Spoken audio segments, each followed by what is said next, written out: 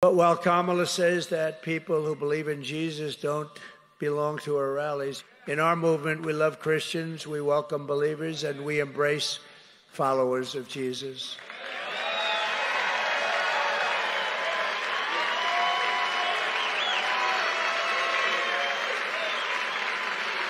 Okay, so Kamala Harris has yet to respond to any of the allegations of what she did or said towards the two Christian protesters who got kicked out of her rally for yelling out Jesus is King, Christ is Lord. The Kamala camp has also not yet responded to the woman who got kicked out of Kamala's church event that was turned into a political rally. And many people are still debating on whether or not that was a political rally. Watch this clip real fast. A question. We face this question. What kind of country do we want to live in? A country of chaos, fear, and hate, or a country of freedom, compassion, and justice?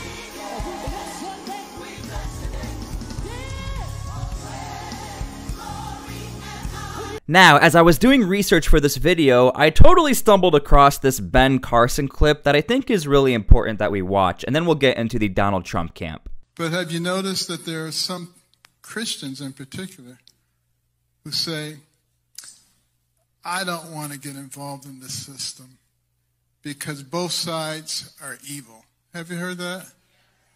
And I don't want to be in a position of having to choose between the lesser of two evils. Well, unless Jesus Christ is on the ballot, you're always going to choose between the lesser of two evils. Now, I am not into conspiracies, I am not into trying to read into news stories, but tell me what you think about. Okay, so if you want the biggest red flag ever and how you know the media is working together, when you type in Donald Trump Christians, all you have to do is scroll down and see Trump courts Christian voters days after Vogel remarks at rally. Trump pushes to turn out the Christians he likes. Donald Trump declares Kamala Harris will be destructive to religion. Donald Trump's support among evangelicals shows signs of weakening. Donald Trump suggests he was literally anointed by God. You'll see now all of the hate in addressing everything about Donald Trump, but not once do any of these major news publications turn the hate back on Kamala. Do they even question what Kamala had to say? This is how you know this is one of the biggest red flags in the media. They know what's going on, yet they're trying to twist it into the Christian's face, and that is why I am making these videos, because I think a lot of Christians they're busy. They don't take the time to actually go through all of this, and look, I don't blame them. We have busy lives, but I want you guys to know, when you actually look this stuff up and try to look through news articles, all of it is twisted to make the Trump campaign look like Christians hate them, Donald Trump hates Christians, go away from him and go to Kamala. Approach to public policy. I don't think that we've, that's right, Jesus is king, and I don't think that we've seen,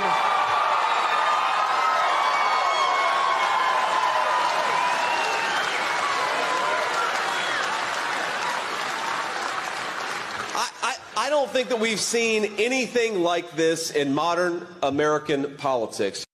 Okay, so this is from the page called Catholic Vote. I'll play you this clip in a second, but I just want to point out, I think more than ever, Christians are way more unified between all the faiths, whether it's Catholic, whether it's the Protestants, whether it's the American Orthodox churches, all of the denominations, putting theology aside, I think are really starting to realize who they want to vote for and who they support through all of the media they are seeing. Because again, as I have displayed to you after video, the mainstream left-leaning media really is not playing you the truth, and really Kamala is not commenting on any of this because she knows the evidence is really not in her favor. Let me play this clip for you real quick. Again, this is from Catholic Vote.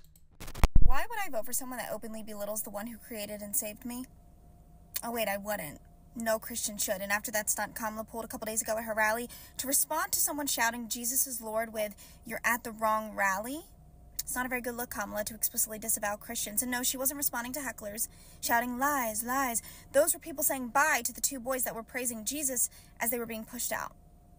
If she didn't hear what was said, she wouldn't have responded. Kamala uses God when it suits her and dismisses him when it pleases others. Well, Alex, how can you be a Christian and a Trump supporter? Because I'd rather vote for the sinner that acknowledges God before I ever vote for the one who denies him. My turn, how can you be a Christian and a Kamala supporter when your candidate denounces Jesus right in front of your face? Claim to love the Lord, but you support someone that laughs at his name? If you valued his word at all, you know who to vote for. If it wasn't so abundantly clear before, well, it is now. So have a good day, Kamala, and enjoy your vacation after November 5th. And above all else, we know this. In America, we don't worship government, we worship God. Okay, so something else I want to point out. Now, whenever I talk about Kamala Harris, you need to understand I'm also talking about the left-leaning media, because I swear to you, and again, I've been doing this for a long time now. I do geopolitics normally, but going into politics, all of them work together. Now, when Kamala Harris went to church, all of these left-leaning publications really tried to make it or turn it into a good thing. Because again, this was a few days after the whole Kamala Harris kicking out the 2 Christian protesters. And you can see from the headlines, Harris goes to church highlighting absence of religion in 2024 campaign. Kamala Harris puts religion back in the spotlight in closing weeks of election. Kamala Harris's faith and the outside the black church. Harris' faith inside and outside the black church. Harris visits black churches in Georgia and souls to the polls early voting push. Again, nothing in my mind indicates that these publications actually understood what that event was all about or what even happened. All they know is that Kamala went into a church, and regardless if that church had solid theology, and regardless if that church turned into a political rally, it doesn't matter. It's a good headline and it looks good for Kamala. So you need to understand, the silence is absolutely deafening, and I will keep bringing this up because Kamala is not going to talk about this and hope that Christians and the media just forgets about it. Again, really think about this. Whenever Donald Trump brought up the whole McDonald's thing, that Kamala never worked on McDonald's, almost every single interview, Kamala talked about McDonald's.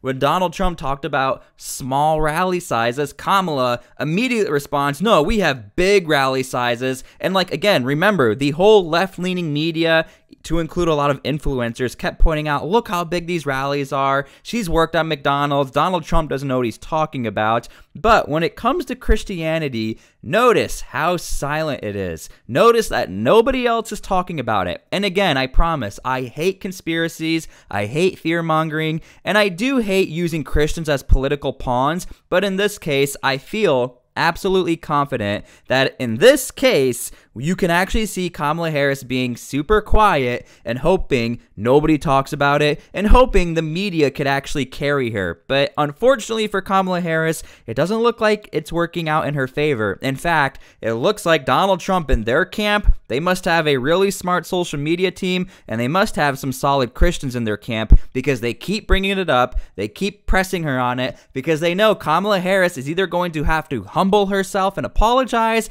or just accept that she did what she did and move on.